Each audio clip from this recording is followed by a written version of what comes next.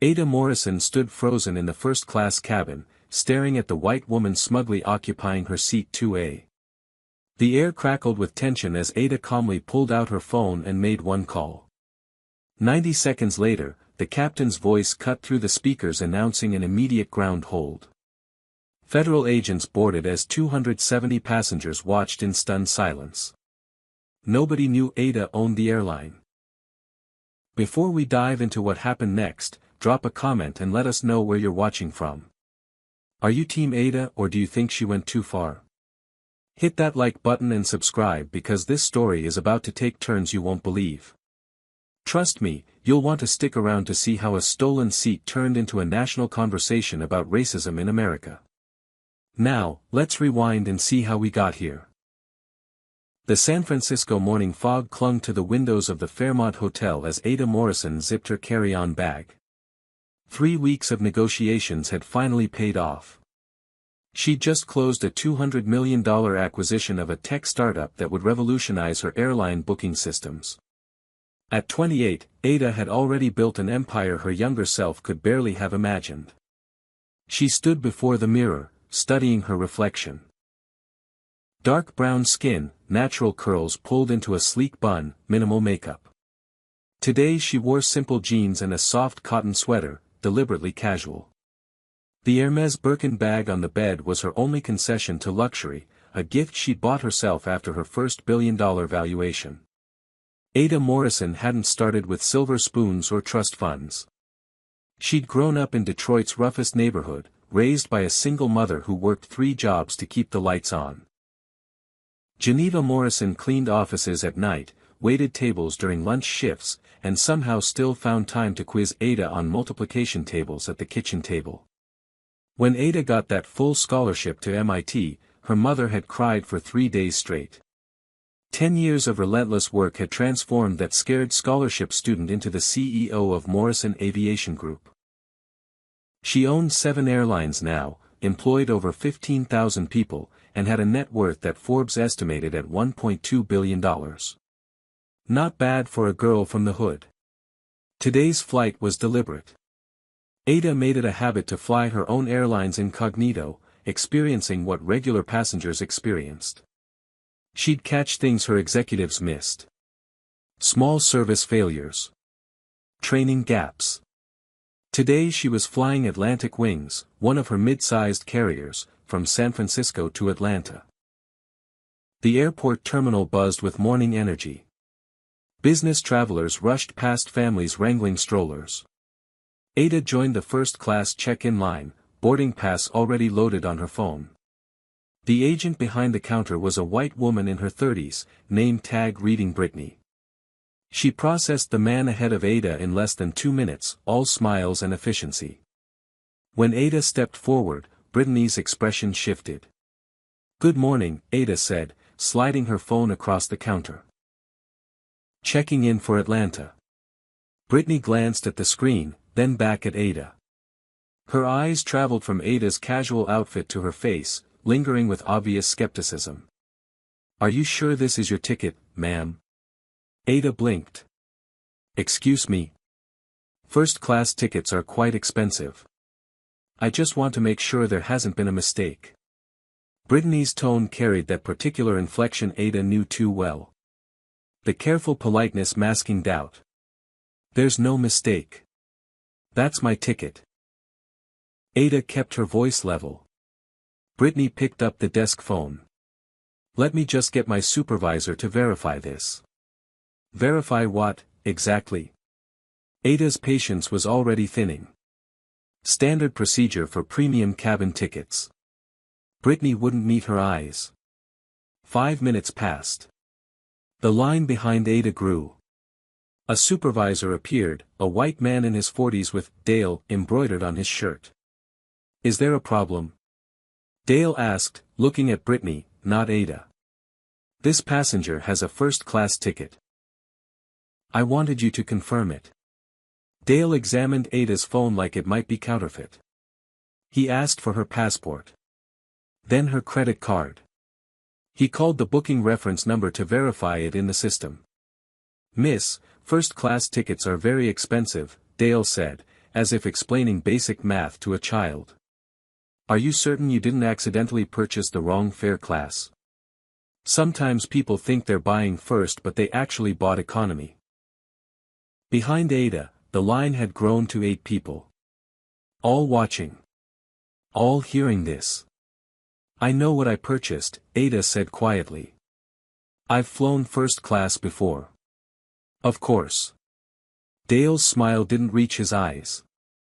I'm just following protocol. 20 minutes.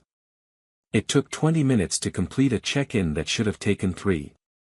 When Dale finally, reluctantly printed her boarding pass, he added one more comment.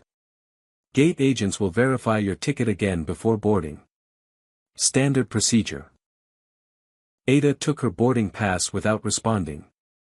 As she walked away, she made a mental note. Brittany and Dale. Their behavior wasn't standard procedure. It was profiling. And it was happening at her airline. The next white passenger in line got processed in 90 seconds flat. No verification. No questions. No supervisor. Ada found a quiet corner near the gate and opened her laptop. She accessed Morrison Aviation Group's internal complaint system. Filtered by airline. By date. By passenger demographics. The data that emerged made her stomach turn. Black passengers at Atlantic Wings filed discrimination complaints at 5 times the rate of white passengers. Most involved extra scrutiny at check-in, being questioned about ticket authenticity, or being asked to prove they could afford premium cabin seats. How had she missed this? Ada had been so focused on expansion, on acquisitions, on the big strategic moves. She'd trusted her operations team to handle ground-level service. That trust had clearly been misplaced. Her jaw tightened. Today was going to be very educational. Boarding began 30 minutes later. Ada watched the gate agent, a white woman named Patricia according to her name badge, announce the process with practiced efficiency. We'll now begin boarding our first class and elite medallion members. Ada joined the small queue of premium passengers. There were 6 of them. 5 white travelers in expensive business attire, and Ada in her jeans and sweater. Patricia scanned the first passenger's boarding pass. Beep. Welcome aboard, sir. Enjoy your flight. Second passenger. Beep. Have a wonderful flight, ma'am. Third, fourth, fifth. Each got a warm smile and quick scan. Ada stepped forward. Patricia took her boarding pass, scanned it, and paused. She looked at the screen. Looked at Ada. Frowned. Ma'am, can you step aside for a moment, please? Is there a problem? Ada asked. We just need to verify something. Patricia's voice had that same careful politeness Brittany had used. You just scanned my pass. It clearly worked. Please step aside. Patricia gestured to the side of the podium. The other passengers waiting in line shifted uncomfortably. Ada moved aside. Patricia called over her shoulder. Richard? Can you come here? A white man in his 50s approached, supervisor credentials on his lanyard. What's the issue? I need to verify this passenger's ticket. Patricia handed him Ada's boarding pass. Richard examined it like it was written in code. Ma'am, we've had some issues lately with fraudulent first-class tickets. I'm sure you understand we need to be careful. Are you accusing me of using a fake ticket? Ada's voice remained calm, but ice crept into her tone. Not at all. Just being cautious. Richard pulled out his own scanning device, checked Ada's boarding pass again. Can you show me your photo ID and credit card used for purchase? Did you ask anyone else in that line for their credit card? Richard ignored the question. Just need to verify, ma'am. Ada pulled out her wallet. Showed her license. Showed her credit card. Richard studied both like a detective examining evidence. The line behind Ada had grown. People were getting restless. "We're going to miss the flight," someone muttered. A white man in an expensive suit, probably in his 60s, spoke up. "Can't you just let the rest of US board while you deal with her separately?" Her. Not this situation. Not this passenger. Her. Patricia seized on this. "That's actually a good idea. Sir, you can board." She waved the man through. Richard was still examining Ada's documents. "I'm going to need to call the credit card company to verify this charge." "You're going to what?" Ada couldn't believe this. "Standard fraud prevention. This is absolutely not standard. You haven't asked a single other person in that line for anything beyond their boarding pass." Richard's jaw tightened. Different circumstances require different protocols. The passengers behind Ada were openly complaining now. Checking watches. Sighing dramatically. "Just let her deal with this later," someone said. "We all have places to be." Patricia made an executive decision. "Fine. You can board. But we're flagging this in the system." Ada snatched her documents back. "You do that." As she walked down the jetway, she heard Patricia's voice carrying from the gate. "I don't know how she afforded that ticket." Ada stopped. Turned around. Patricia and Richard were huddled together, not realizing their voices carried. "I heard that," Ada said clearly. Patricia's face flushed. "I don't know what you mean, ma'am." Ada held her gaze for a long moment. Then turned and continued down the jetway. Her phone was already out. This airline needed serious reform. And she was going to make sure it happened. The first-class cabin gleamed with leather seats and polished wood accents. 8 seats total, configured in a 2-2 layout. Ada's assigned seat was 2A, window seat in the front row. Prime location. She'd specifically selected it. As she rounded the corner from the entrance, she stopped short. Someone was sitting in her seat. A white woman, mid-40s, perfectly highlighted blonde hair swept into an elegant updo. Chanel suit in cream and black. Diamond rings catching the overhead light. She was settled in like she owned the place, already sipping champagne the flight attendant had delivered. Ada approached calmly. "Excuse me, I believe you're in my seat.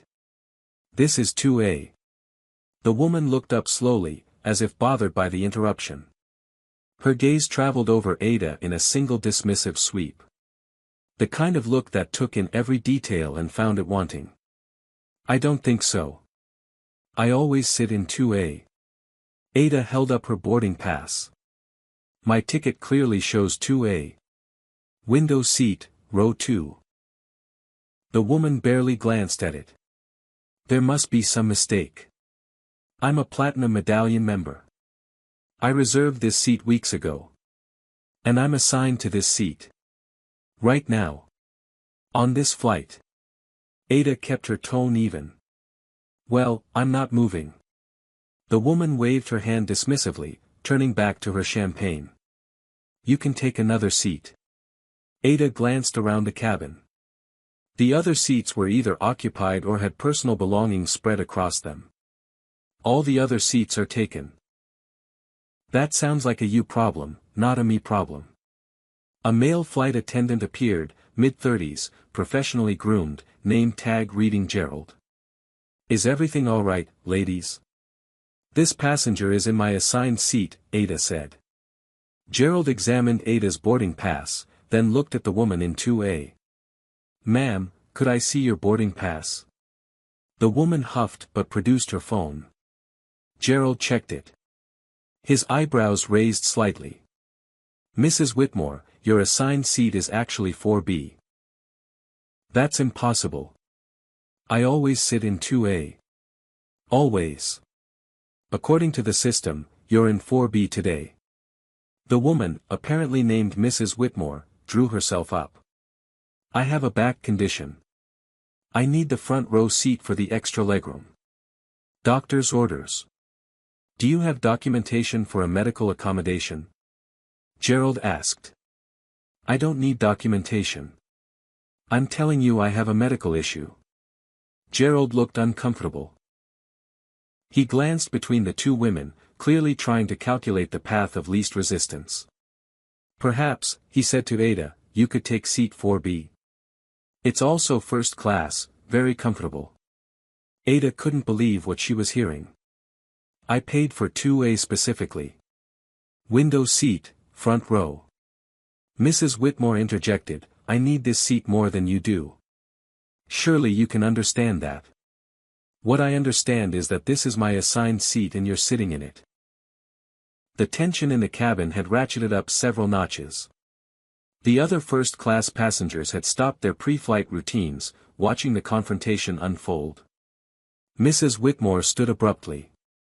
At full height, she was maybe 5'4", but she carried herself with the confidence of someone who'd never been told no. Do you know who I am? Her voice rose. My husband is Harrison Whitmore, chief counsel to Senator Matthews. We are not people you want to cross. Ada remained perfectly calm. I don't care if your husband is the president. This is my seat. Mrs. Whitmore's face flushed red. How dare you speak to me that way? People like you should be grateful to even be in first class, not arguing with your betters. The cabin went silent. People like you. Your betters. The words hung in the air like poison gas.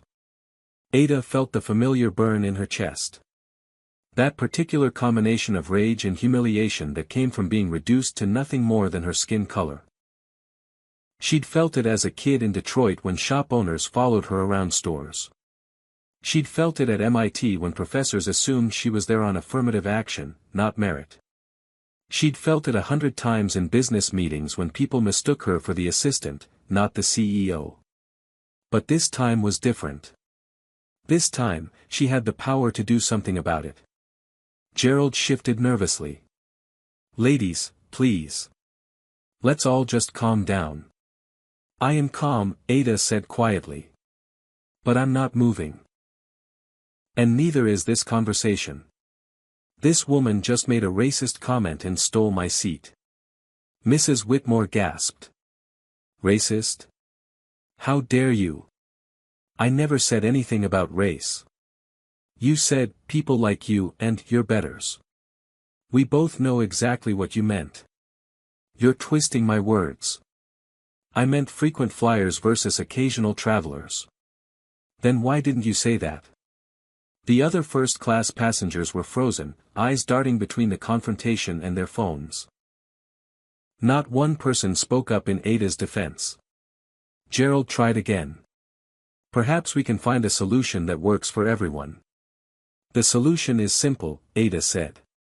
She moves to her assigned seat. Mrs. Whitmore crossed her arms. I'm not going anywhere. And if you try to force me, I'll sue this airline into bankruptcy. Ada pulled out her phone. Her fingers were steady as she scrolled through her contacts.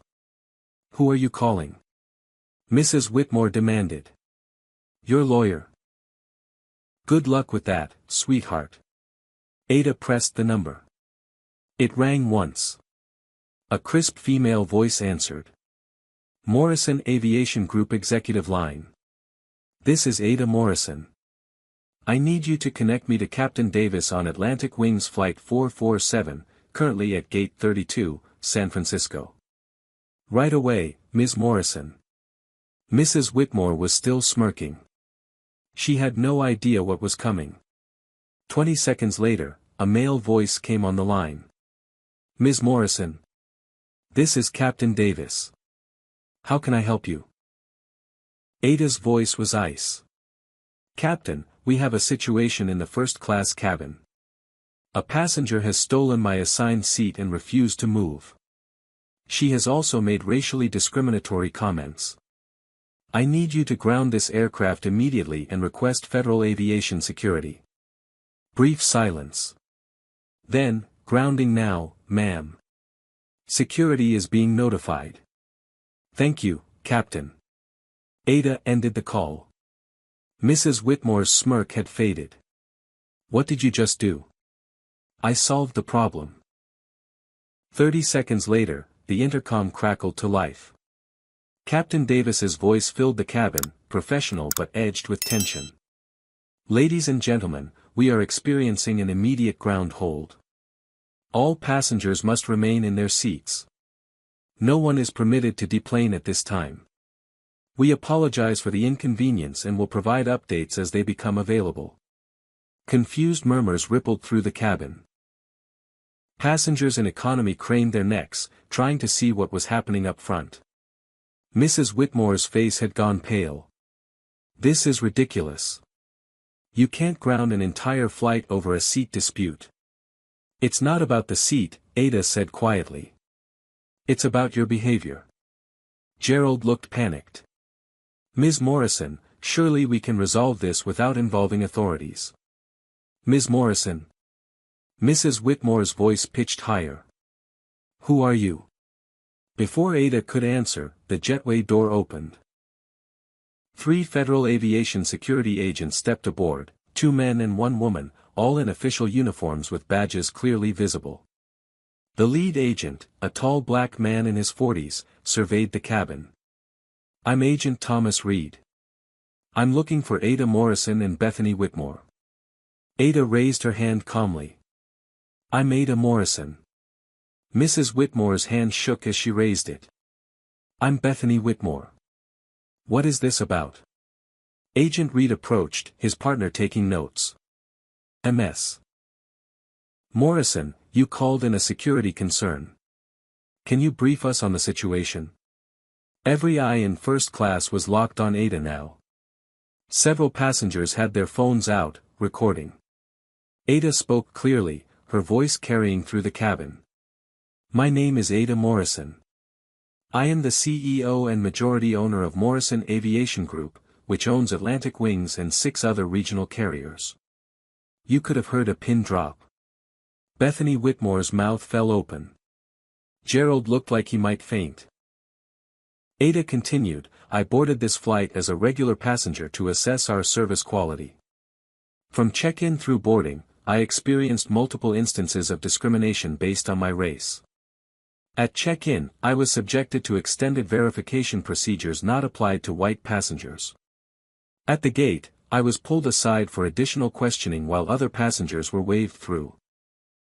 And now, this passenger has not only refused to vacate my assigned seat but made explicitly racist comments. Agent Reed was writing rapidly. Can you detail those comments for the record? She stated, and I quote, people like you should be grateful to be in first class, and referred to me being seated as dealing with your betters. The racial implication was unmistakable. Bethany sputtered, that's not what I meant. I was talking about frequent flyers. She's taking it completely out of context. Agent Reed turned to her. Ma'am, did you use those exact phrases? Well, yes, but not in a racial way. I meant that as a platinum member, I have seniority over occasional travelers. Then why, Ada asked quietly, didn't you say frequent flyers and occasional travelers? Why did you say people like you? Bethany had no answer. Agent Reed addressed the other first-class passengers. Did anyone witness this exchange? 5 white faces looked away. One by one, passengers suddenly became very interested in their phones, their magazines, the safety card in the seat pocket. Then a voice spoke up from seat 3A. An elderly white man, probably in his 70s, wearing a cardigan and wire-rimmed glasses. I heard it. His voice was quiet but firm. She definitely said, people like you, and something about being grateful. It was inappropriate. Very inappropriate. Bethany whirled on him. You don't understand the context. I understand perfectly well, the old man said. I'm 82 years old. I've heard that kind of language my whole life. I know exactly what it means. Now, let me ask you something. If you witnessed discrimination happening right in front of you, would you speak up like that gentleman did, or would you look away? Comment number 1 if you would speak up, Or number 2 if you'd stay silent. Hit that like button if you think Ada was right to ground the flight, and make sure you're subscribed because you need to see what happens when Bethany's powerful husband gets involved. Do federal agents have enough evidence? Will Bethany face real consequences? Keep watching. Agent Reed made notes. Thank you, sir. Anyone else? Silence. The female agent spoke into her radio. We need to interview the primary subjects separately. Preparing to deplane one passenger. Bethany's panic escalated. You can't remove me from this flight. My husband will hear about this.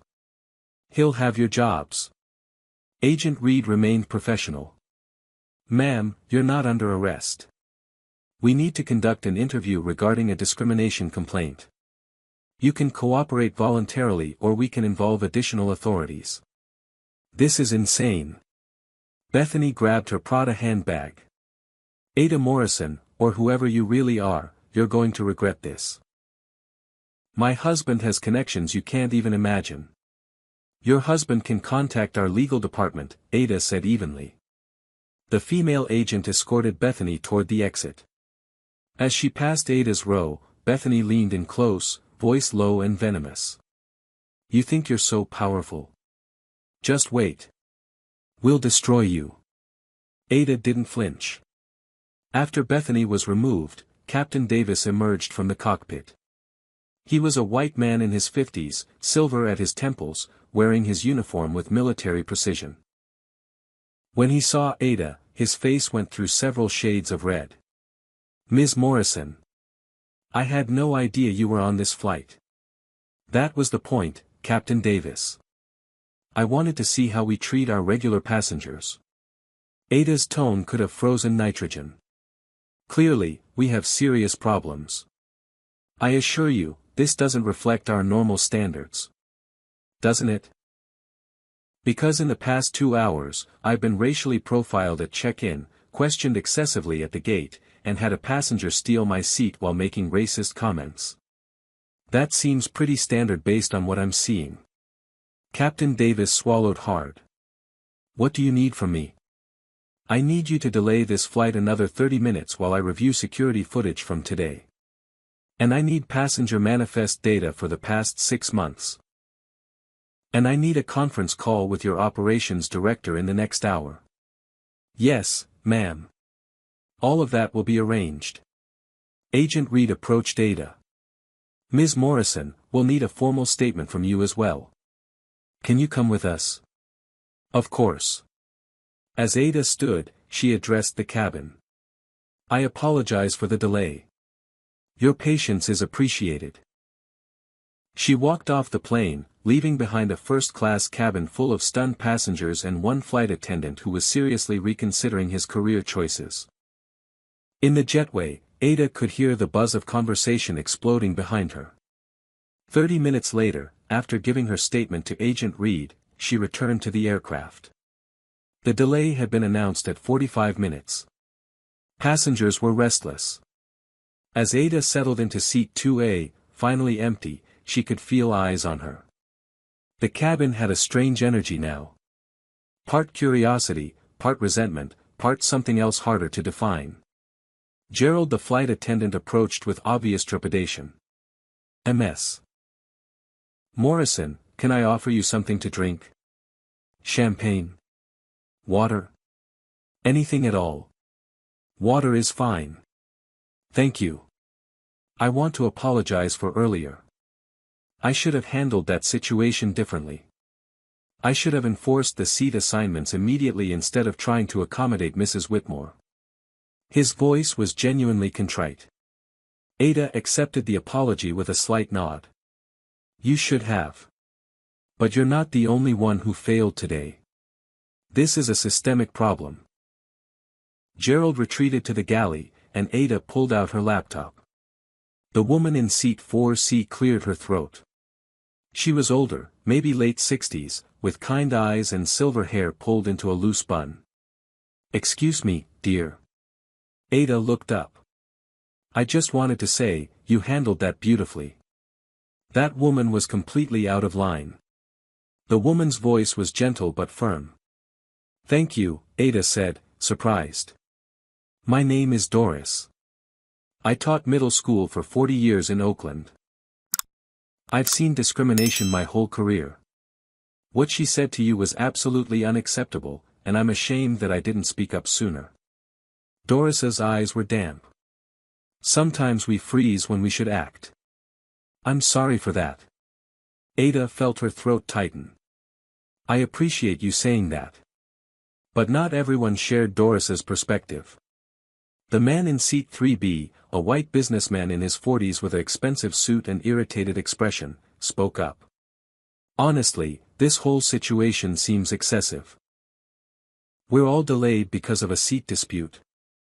There are 200 people on this plane." Doris turned in her seat. "It wasn't a seat dispute. It was racism." "That's a very strong word," 3B countered. "Maybe the woman was just rude. Not everything is about race. When someone tells a black woman that people like her should be grateful to be in first class, that's absolutely about race," Doris said firmly. "I just think people are too sensitive these days. Everyone's looking to be offended." Ada stayed quiet, listening. This was a conversation happening across America every day. Some people saw racism clearly. Others refused to see it at all. Through the gap in the curtain separating first class from economy, Ada noticed movement. A black woman in her 30s was approaching, professional attire, briefcase in hand. She stopped at the curtain. A different flight attendant, a white woman named Karen according to her name tag, intercepted her.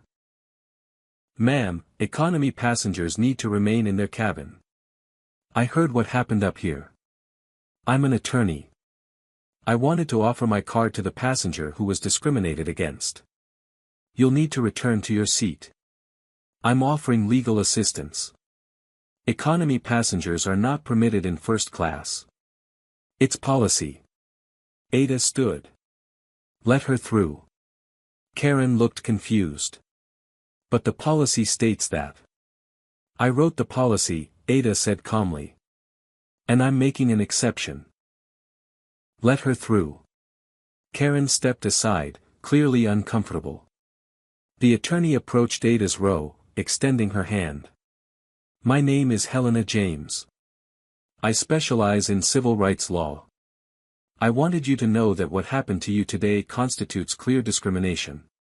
If you decide to pursue action, I'd be happy to help." Ada shook her hand. "I appreciate that, Ms. James. But I think I can handle this internally." Helena smiled. "I'm sure you can. But sometimes it helps to have solidarity. Here's my card anyway." She glanced around the first-class cabin. "And just so everyone knows, what happened here today isn't just morally wrong. It violates federal anti-discrimination statutes. Airlines can face serious penalties for this." She returned to economy, leaving her words hanging in the air. The businessman in 3B muttered, "Great. Now we're getting lawyers involved. This is going to turn into a circus." Ada's phone rang. Unknown number. She answered. "Yes." A man's voice, aggressive and loud. "Is this Ada Morrison?" "Who's calling?" "Harrison Whitmore. Bethany's husband." "What the hell do you think you're doing to my wife?" Ada's voice remained level. "Your wife stole my assigned seat and made racist comments. She's facing consequences for her actions." "Consequences? I'll bury you in lawsuits.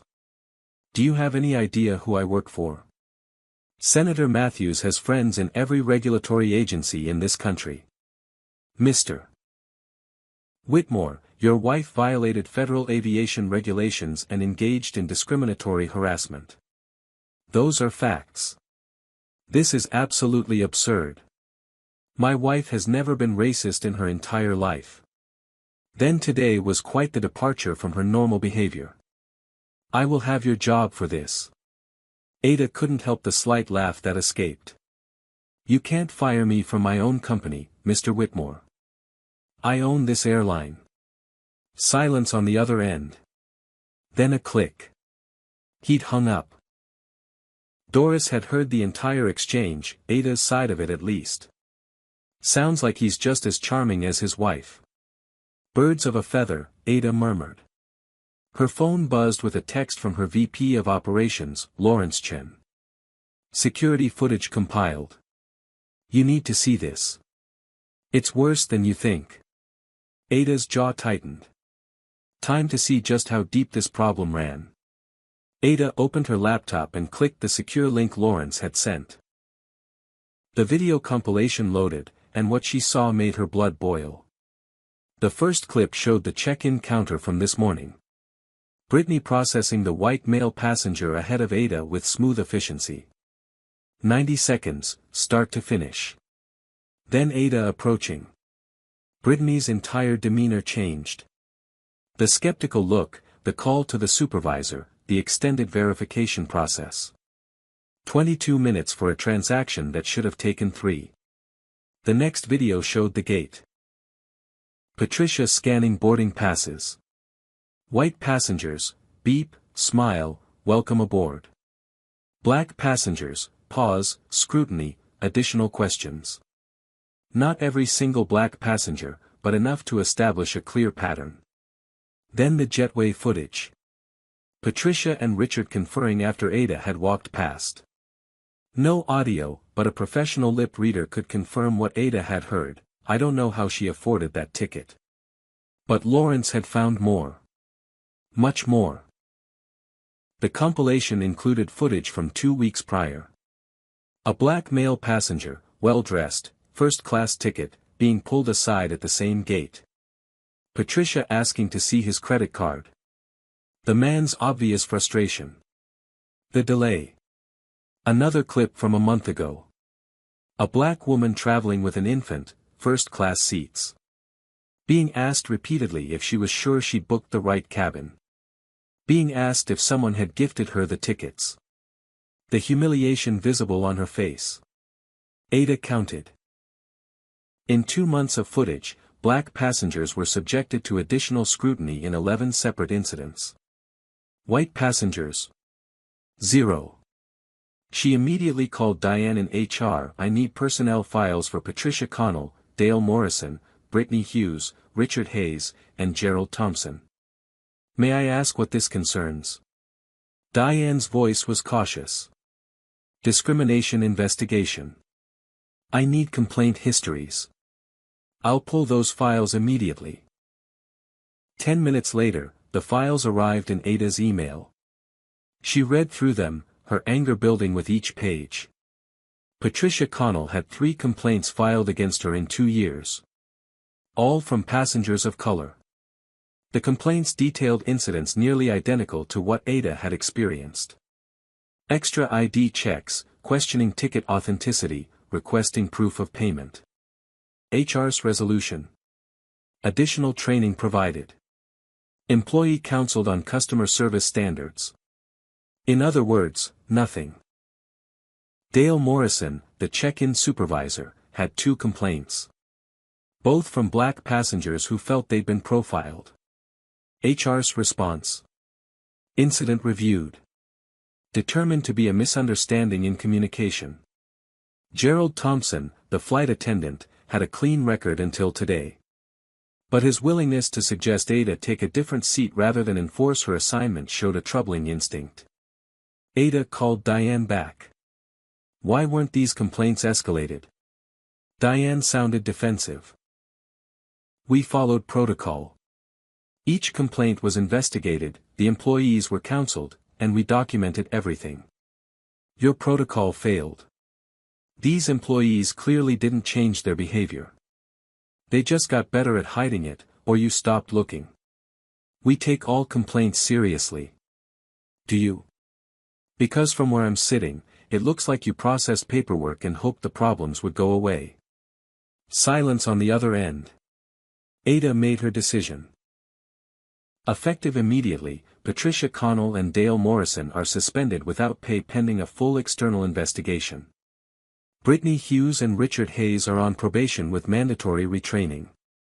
Gerald Thompson gets mandatory training as well. That's going to create significant staffing gaps, Diane protested. Then fill them. Hire people who can treat all passengers with equal respect. Ms. Morrison, are you sure about this? This could open us up to wrongful termination suits. I'm absolutely sure. And document everything. If they want to sue, they can explain their pattern of discriminatory behavior in court. Ada ended the call and immediately phoned Rita, her director of corporate communications. Rita, I need you to draft a statement. We're going public with what happened today. Rita's intake of breath was sharp. Are you certain?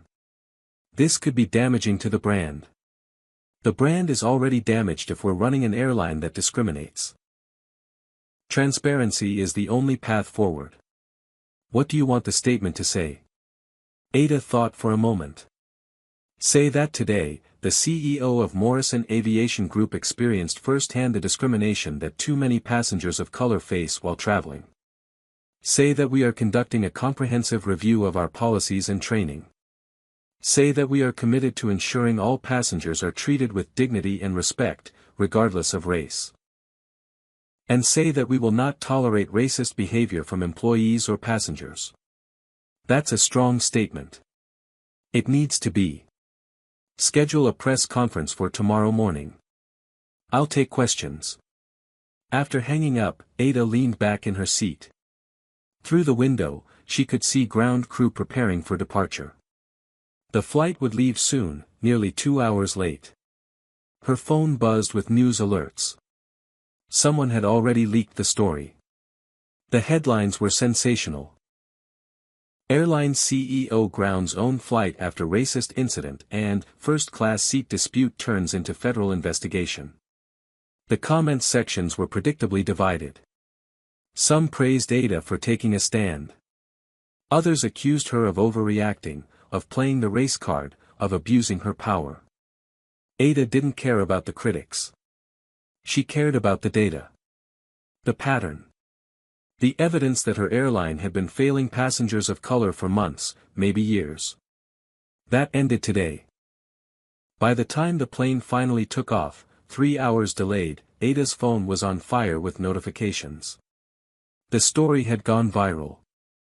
Bethany Whitmore, it turned out, had her own publicist. And that publicist had wasted no time spinning a counter-narrative. The headline on a conservative news site read, Black airline CEO abuses power, kicks off white passenger over minor disagreement. The article painted Bethany as a victim. A frequent flyer with a medical condition who had politely requested a seat change, only to be subjected to a shocking abuse of power by an overly sensitive CEO who weaponized federal agents over a simple misunderstanding. There was no mention of racist comments. No mention of the stolen seat. Just Bethany's version of reality. The quote from Harrison Whitmore made Ada's blood boil, "My wife is traumatized by this experience. She was treated like a criminal for simply trying to accommodate her chronic back pain. This woman used her position to bully and intimidate a paying customer. It's unconscionable." Social media exploded. Twitter was a battlefield. Hashtag Atlantic Wings boycott trended alongside hashtag I stand with Ada.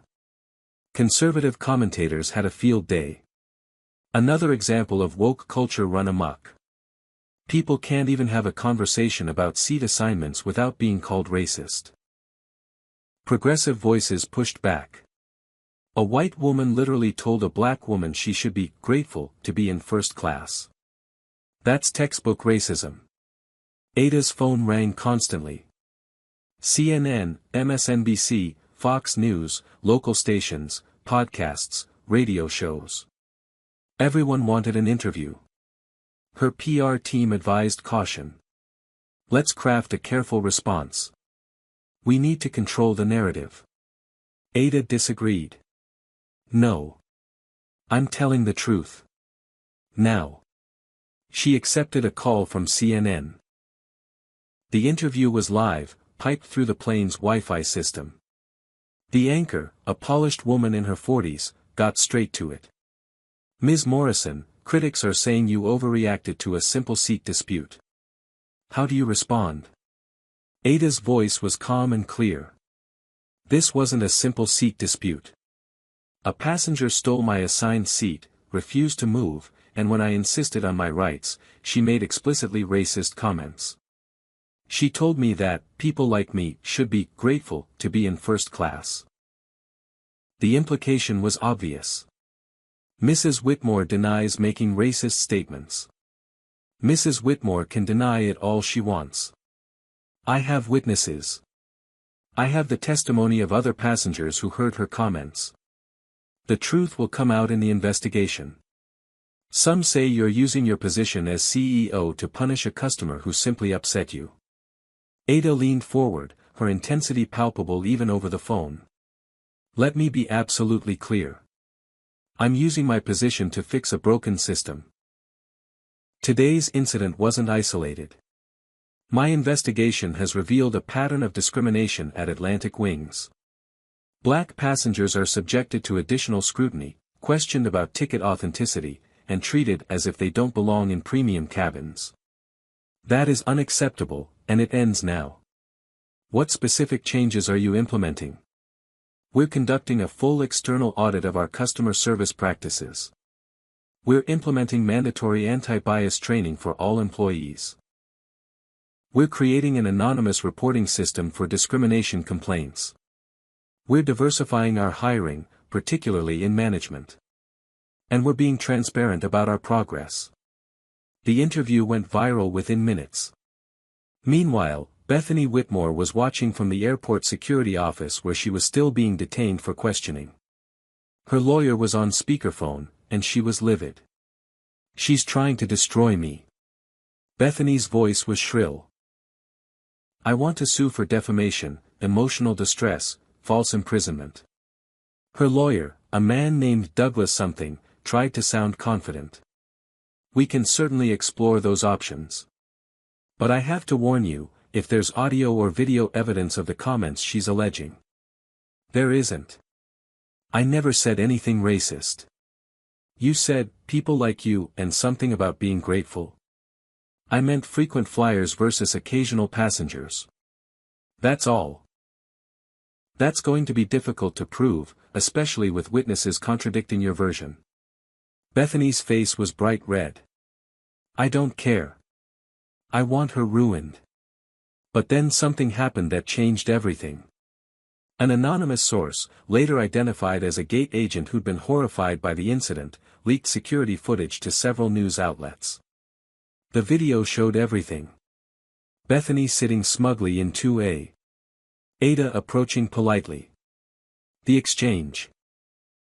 And then, crucially, the audio picked up Bethany's exact words, people like you should be grateful to be in first class. You're dealing with your betters here. The video was undeniable. Crystal clear. No room for interpretation. Within an hour, public opinion shifted dramatically. #Atlantic Wings boycott disappeared from trending topics. #I stand with Ada surged. Harrison Whitmore's office released a panicked statement, we deeply regret any misunderstanding. My wife's words were taken out of context, but we apologize for any offense caused. But it was too late.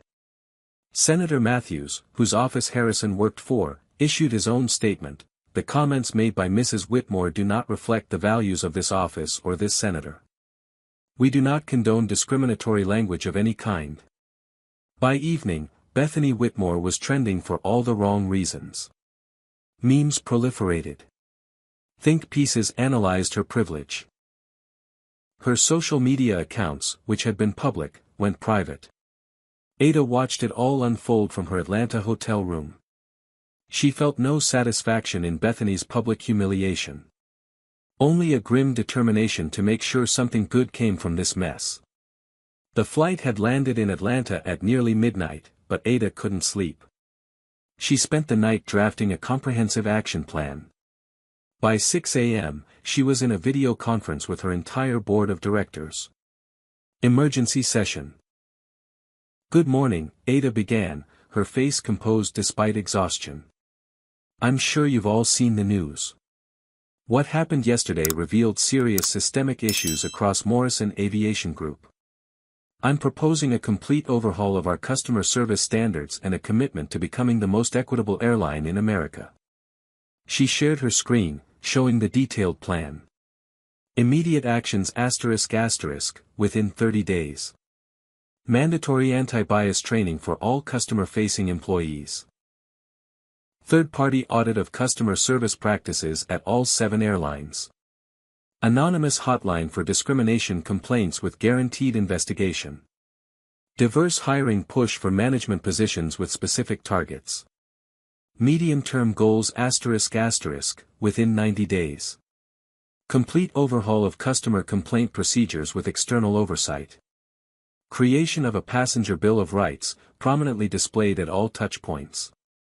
Partnership with civil rights organizations for ongoing accountability. Monthly transparency reports on discrimination complaints. Long-term commitments ***, 1 year. Minimum 30% representation of people of color in leadership roles. Community Investment Program, $10 million in scholarships for minority students pursuing aviation careers.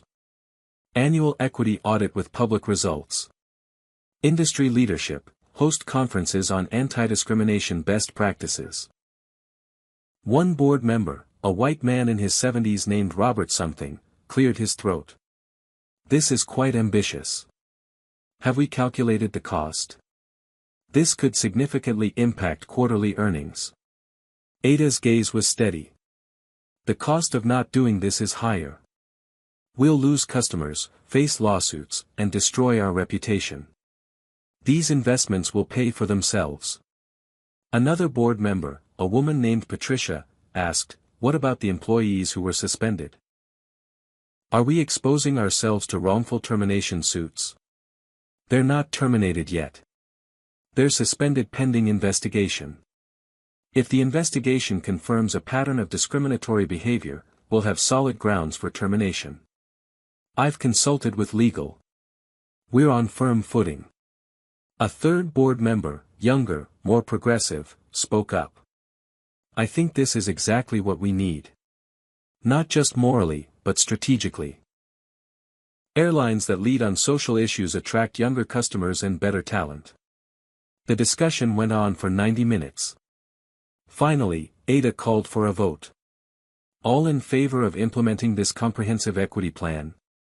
8 hands went up. Opposed? 2 hands. Robert and 1 other older board member. The plan is approved. We begin implementation today. Ada moved fast. By noon, she'd hired a diversity consulting firm to conduct the third-party audit.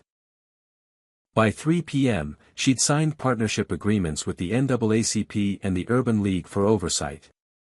By evening, she'd approved the design for the new passenger Bill of Rights posters that would hang in every airport. The terminated employees didn't go quietly. Patricia Connell hired a lawyer and threatened to sue for wrongful termination. Her attorney claimed religious discrimination, arguing that Patricia's Christian values were being attacked. Ada's legal team dismantled that argument with the complaint records and video evidence. Patricia's lawyer quietly withdrew the threat. The media continued to cover the story. Most coverage was positive now that the video had emerged, but some conservative outlets still painted Ada as overreacting. Ada didn't engage with the critics. She focused on the work. 6 weeks later, the changes were visible. Customer satisfaction scores among passengers of color increased by 23%. Discrimination complaints dropped by 67%. Employee morale actually improved, despite the intense training sessions, because most employees genuinely wanted to do better. Ada received thousands of messages. Some were hate mail from people who thought she was playing the race card. But many more were from passengers thanking her. One email stood out. It was from Helena James, the civil rights attorney from the flight. Ms. Morrison, I wanted to let you know that your actions inspired me to file a class action lawsuit against another airline for similar discriminatory practices. We just won a $15 million settlement and a court-ordered policy overhaul. Your courage gave me the evidence and the momentum I needed. Thank you. Ada smiled. Ripple effects. Another letter arrived by physical mail. It was from Doris, the retired teacher who'd sat in seat 4C. Dear Ada, I wanted to write to thank you personally. My granddaughter is a young black woman who dreams of becoming a pilot. She was losing hope because she'd faced so much discouragement. When she saw you on the news, standing up for yourself and changing an entire industry, it reignited her dreams. She's now enrolled in flight school. You showed her what's possible. Thank you. Ada kept that letter on her desk. The industry took notice. Other airlines began implementing similar reforms, not wanting to be left behind or face their own scandals. Aviation conferences invited Ada to speak. She became, somewhat reluctantly, the face of equity in the airline industry. But for Ada, the work was personal. Every policy change, every training session, every new hire was a step toward the world her mother had dreamed of. A world where a black woman could sit in first class without justifying her presence. Without being questioned. Without being told she should be grateful. A world where she simply belonged. 6 months after the incident, Ada stood at a podium in Chicago, addressing 2,000 aviation industry executives at the National Aviation Safety and Equity Conference. The ballroom was packed. Airlines, manufacturers, regulators, pilot unions, everyone who mattered in commercial aviation. Ada looked out at the sea of faces. Mostly white, but more diversity than she'd seen at past conferences. The industry was changing. Slowly, but changing. 6 months ago, she began, her voice clear and strong, I was discriminated against on my own airline. She told the story. Check-in. Gate. Bethany Whitmore. The ground hold. The investigation.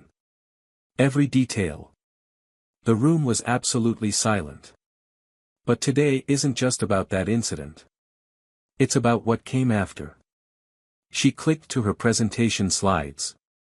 Data flowed across the screen. Discrimination complaints at Morrison Aviation Group Airlines, down 67%. Customer satisfaction among passengers of color, up 23%. Employee diversity in management, increased from 12% to 31%. Training completion, 100% of customer-facing employees. Third-party audit results, significant improvement in equitable treatment. This isn't just good ethics, Ada said. It's good business. Our revenue is up. Our employee retention is up. Our brand reputation is stronger than ever. Equity works. Applause rippled through the audience. Ada held up her hand. But I want to tell you why this is personal for me. The room quieted again. My mother's name was Geneva Morrison. Ada's voice softened. She worked 3 jobs to raise me. One of those jobs was cleaning airplanes at night for a major carrier. She scrubbed the first-class cabins I now fly in. She emptied trash. She vacuumed floors. She did the invisible work that keeps airlines running. Executives in the audience shifted uncomfortably. One night when I was 12, I went with her to work. It was a school break, and she couldn't find childcare. I sat in the terminal doing homework while she cleaned.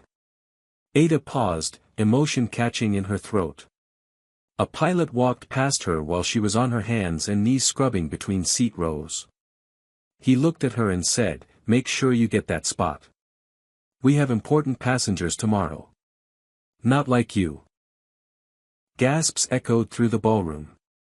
My mother looked up at him. Then she looked at me, sitting there watching. And after he walked away, she came over and knelt down beside me. She said, "Baby, don't you ever let anyone make you feel small. You're going to fly in these planes one day. Not clean them. Fly them." And when you do, you remember that the people who clean them are just as important as the people who fly them. Ada's eyes were damp now. She died when I was 19. Brain aneurysm, sudden and devastating. She never saw me graduate MIT. Never saw me start my first business. Never saw me build Morrison Aviation Group. Never saw me become a billionaire. She wiped her eyes. But I think about her every single day. Especially that day 6 months ago when Bethany Whitmore told me that people like me should be grateful to be in first class. The room was utterly still. Bethany didn't know that my mother's hands built that first-class cabin. She didn't know I earned every single dollar that bought that ticket.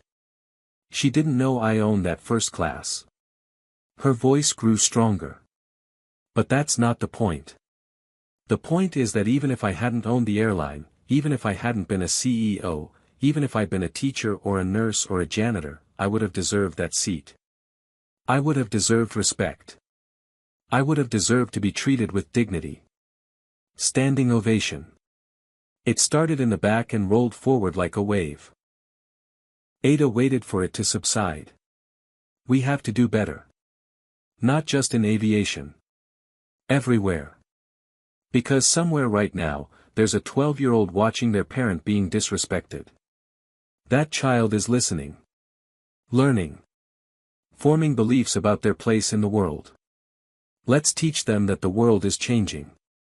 That they belong. That they can own the airplane. The applause was thunderous. After the speech, executives swarmed Ada with questions. Implementation strategies. Training resources. Partnership opportunities. The industry was ready to change, and Ada was leading the way. As the crowd thinned, a young black woman approached. She was in her early 20s, wearing the uniform of a regional airline flight attendant. Ms. Morrison. Ada turned. Yes. My name is Zara Jackson. I need to tell you something. Of course. Zara's hands were shaking slightly. I was on your flight that day. Flight 447 from San Francisco. I was sitting in economy, row 23. I saw and heard everything. Ada's eyes widened. You were there? Yes, ma'am. I was traveling home from a job interview. I watched Bethany Whitmore steal your seat. I heard what she said to you. I saw you stand up for yourself. Zara's eyes filled with tears. I was about to give up on aviation. I've been a flight attendant for 2 years, and I face microaggressions every single shift. Passengers questioning my authority. Colleagues making comments about my hair. Being passed over for promotion. I was going to quit. Ada reached out, touching Zara's arm gently. But watching you that day changed everything. You didn't back down. You didn't minimize it. You used your power to make real change. And I thought, if she can do that, maybe I can stay. Maybe I can fight too. Zara pulled an envelope from her bag.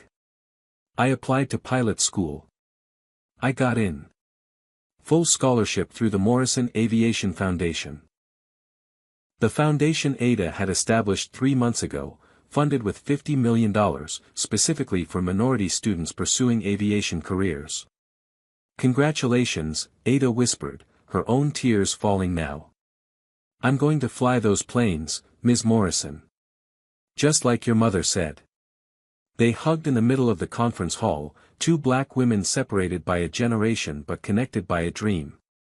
When they pulled apart, Zara said, "Thank you for not being quiet. Thank you for making noise. Thank you for changing things." Ada smiled through her tears. Thank you for not giving up. The industry needs you. As Zara walked away, Ada stood alone for a moment. She looked through the floor-to-ceiling windows at O'Hare Airport beyond. Planes taking off and landing in the golden afternoon light. She thought about her mother, scrubbing those cabins decades ago, dreaming of a different future for her daughter. She thought about the 12-year-old girl she'd been, watching her mother work 3 jobs, believing education was the only escape. She thought about the MIT student who'd faced countless microaggressions but persisted. She thought about the entrepreneur who'd built an empire from nothing. And she thought about Zara, the next generation, reaching for the sky. Ada pulled out her phone and texted her head of the foundation, "Double our scholarship budget. We're going to train 100 pilots next year." The response came immediately, "Done." Ada walked toward the exit, past groups of executives still discussing implementation plans. Past younger professionals taking notes. Past diversity officers excited to have real support from leadership. The world was changing. Not fast enough. Not easily. But changing. Geneva Morrison's daughter hadn't just flown in first class. She'd made sure everyone else could too. So what do you think? Was Ada right to ground that flight, or should she have handled it differently? Drop your thoughts in the comments below. If you believe standing up against discrimination is always worth it, even when it's inconvenient, leave a comment and let me know. Hit that like button if this story moved you. Subscribe to see more stories about ordinary people doing extraordinary things in the face of injustice. Share this with someone who needs to hear that their voice matters, that speaking up can change systems, and that power used for justice is power used right. Thank you for watching, for listening, and for being part of a community that believes we can do better. Geneva Morrison taught her daughter to dream big and fight hard. Let's all carry that lesson forward. Until next time, remember that you belong wherever you have the courage to sit. And sometimes, the smallest acts of resistance create the biggest waves of change. Take care, and keep standing up. Ada Morrison's journey teaches us that silence enables discrimination while courage dismantles it. When faced with racism, speaking up isn't overreacting, it's necessary. Her story reveals that systemic change requires both individual bravery and institutional accountability. First, document everything. Ada's decision to fly incognito and later review security footage provided undeniable evidence of patterns others had dismissed as isolated incidents. Data transforms personal experiences into actionable insights. Second, use your platform responsibly. Whether you're a CEO or a concerned citizen, your voice matters. Ada leveraged her position not for revenge but for reform, creating policies that protected future passengers. Power coupled with purpose creates lasting impact. Third, expect resistance. Change threatens those who benefit from the status quo. Bethany Whitmore's denial, Harrison's threats, and media backlash were predictable responses. Ada persisted anyway because the mission mattered more than comfort. Fourth, transformation requires investment. Real change costs money, time, and political capital. Ada committed $50 million to scholarships, overhauled training programs, and risked short-term profits for long-term equity. Finally, your struggle plants seeds for the next generation. Zara's scholarship and renewed determination prove that standing up creates ripple effects beyond what we can see. Geneva Morrison scrubbed floors so Ada could own airlines. Ada reformed systems so Zara could fly planes. Legacy isn't what we inherit, it's what we leave behind. Have you ever witnessed discrimination and wished you'd spoken up? Or maybe you stayed silent and still regret it? Share your story in the comments below. Your experience might encourage someone else to find their voice.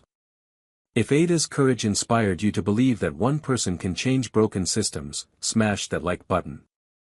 Subscribe to this channel for more stories about ordinary people doing extraordinary things when they refuse to accept injustice.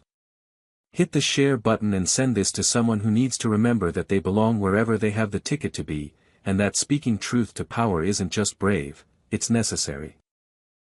Thank you for spending this time with us, for opening your heart to Ada's story, and for being part of a community that believes dignity isn't negotiable.